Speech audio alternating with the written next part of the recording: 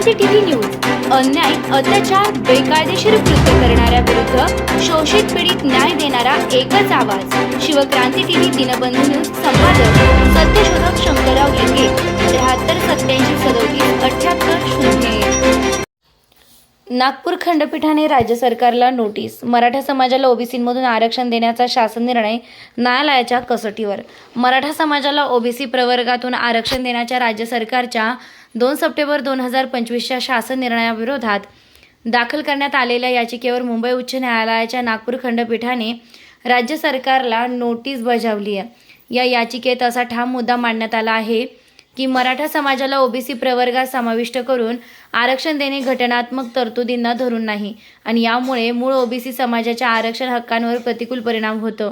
नागपूर खंडपीठाने या प्रकरणाची दखल घेत शासन निर्णयाची वैधता काय आहे, कोणत्या कायद्याच्या आधारे हा निर्णय काढण्यात आला, याबाबत राज्य सरकारकडून स्पष्ट उत्तर मागितले.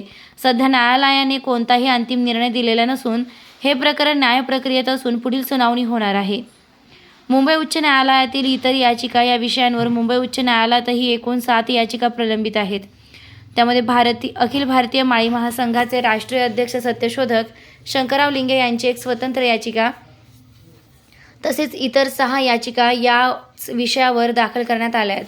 या सर्व याचिका सध्या मुंबई उच्च न्यायालयात प्रलंबित असून त्यांची पुढील सुनावणीची तारीख अद्याप निश्चित झालेली नाही. तथापि या प्रकरणावर न्यायालयीन कार्यवाही सुरू आहे. मराठा आरक्षणाचा मुद्दा पुन्हा न्यायालयीन चर्चेत. ओबीसी समाजाच्या आरक्षण सुरक्षेचा प्रश्न ऐरणीवर. शासन निर्णयांच्या वैधतेवर गंभीर प्रश्न. येणाऱ्या भरती व शैक्षणिक आरक्षण प्रक्रियेवर संभाव्य परिणाम. मराठा समाजाला ओबीसीमधून आरक्षण देण्याच्या शासन निर्णयावर नागपूर खंडपीठाने राज्य सरकारला नोटीस बजावली आहे. हा निर्णय घटनात्मक आहे का, याचा निर्णय आता न्यायालयीन प्रक्रियेत होणार आहे. याच विषयांवर मुंबई उच्च न्यायालयातही 7 याचिका प्रलंबित असून न्यायालयीन लढाई सुरू आहे.